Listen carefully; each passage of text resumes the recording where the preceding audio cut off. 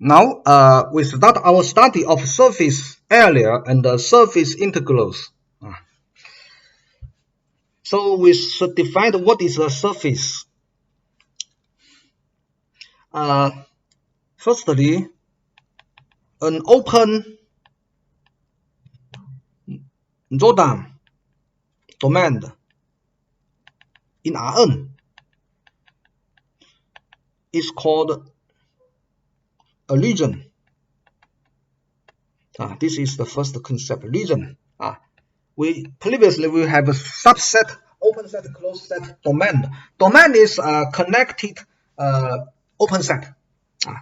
Now, if the domain is a Jordan domain, that is the boundary is of Jordan contain 0, then it is a region.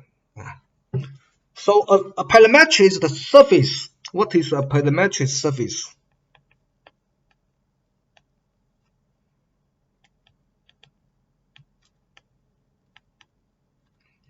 It's an injective map, C1 map, from a two-dimensional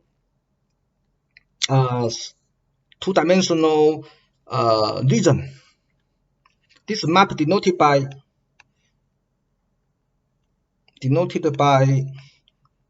R from a two-dimensional region to R3. Here, D is a two-dimensional, D is a region.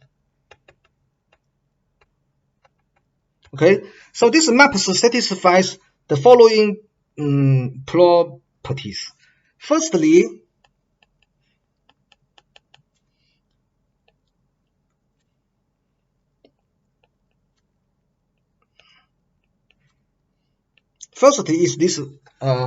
this requirement.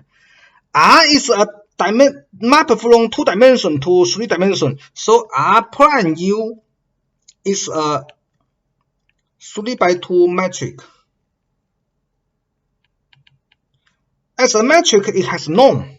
Okay, for every point U in D, the derivative of R at U is a 3 by 2 matrix. Its norm is a real is a non-negative number. So we require that the supplement of all this metric norm forms a bounded real subset of real numbers. I will explain this later. Okay, this is the first requirement. The second requirement is that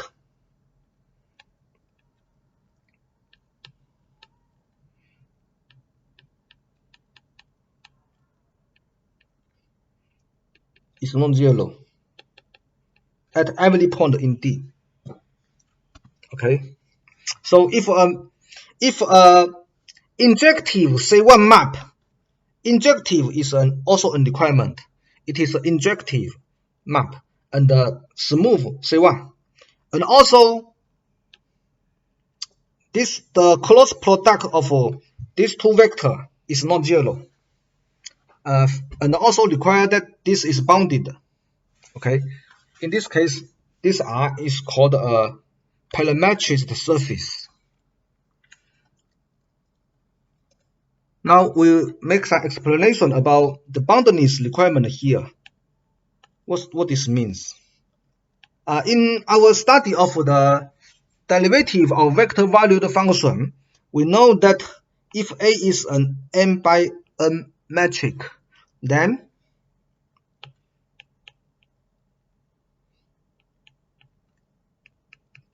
we have this inequality. Okay, we have this inequality. Therefore, if the norm is bounded, so if this is satisfied, this implies that for any, this is U, not X. For any U in D, the Euclidean norm of this metric is less than the supplement here.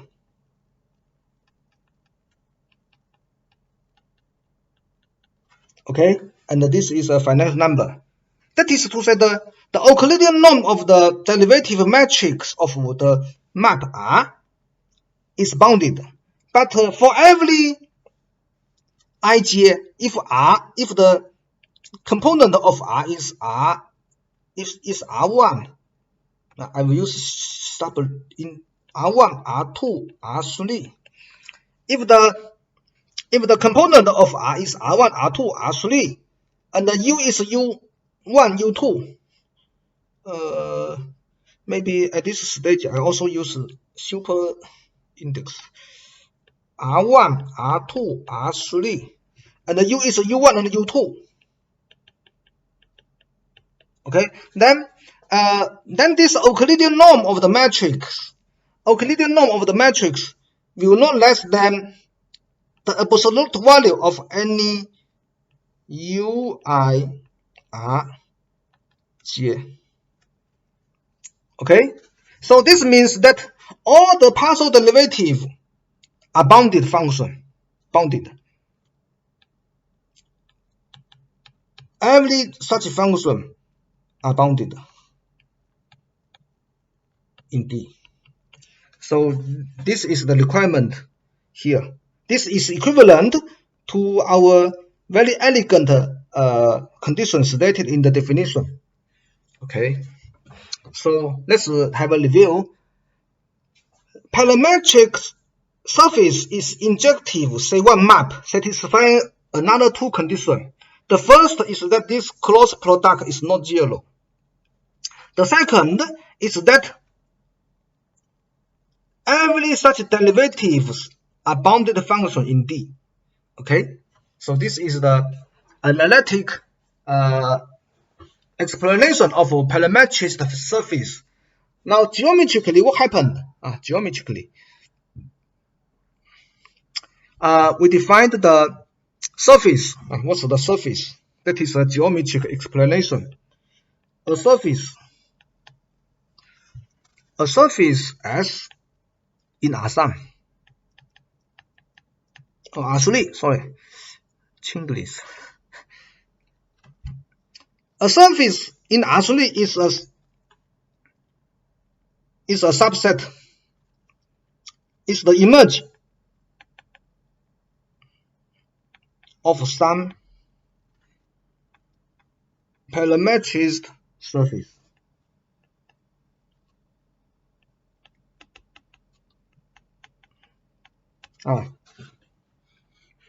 If it is the image of some parametrized surface, then R is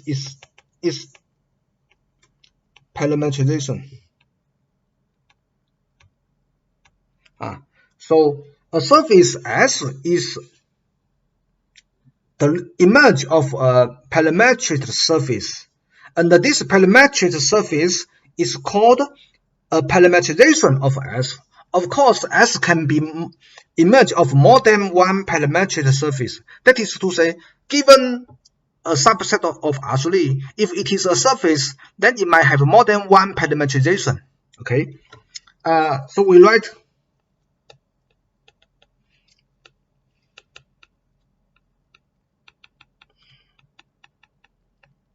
we use this notation to say that S is a surface and such an R is one of its parametrization. Okay, so this is the U1, U2 plane, and this is our three-dimensional space x1, x2, x3, and D is a region in U1, U2 plane.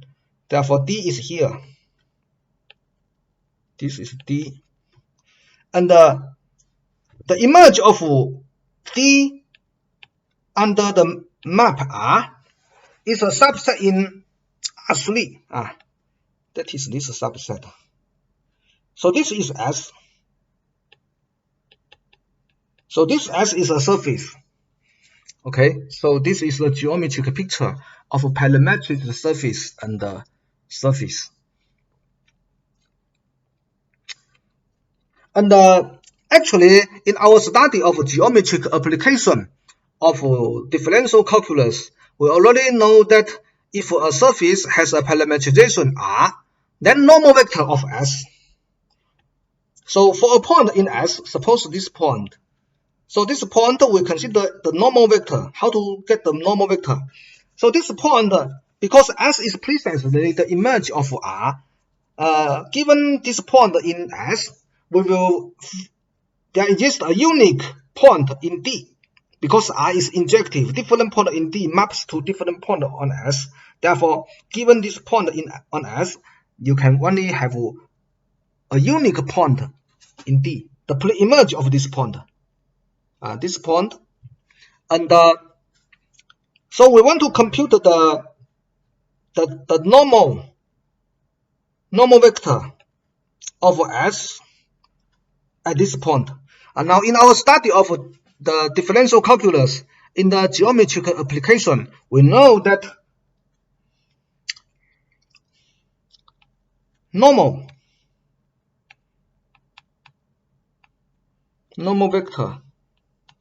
vector of S at the point P is R U. So this point is P, this point is U. The pre-image of P is U.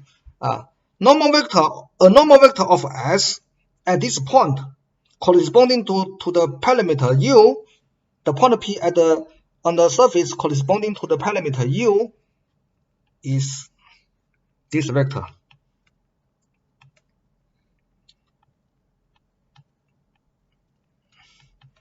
The cross product of these two partial derivative vectors. Of course, this should be evaluated at U. And usually we also write this NU. Or if you like, you write NP is also good. Okay. So this is the normal vector. It plays an important role in our study of surface integral, or even the study of area of surface. Now we consider example, a simple example.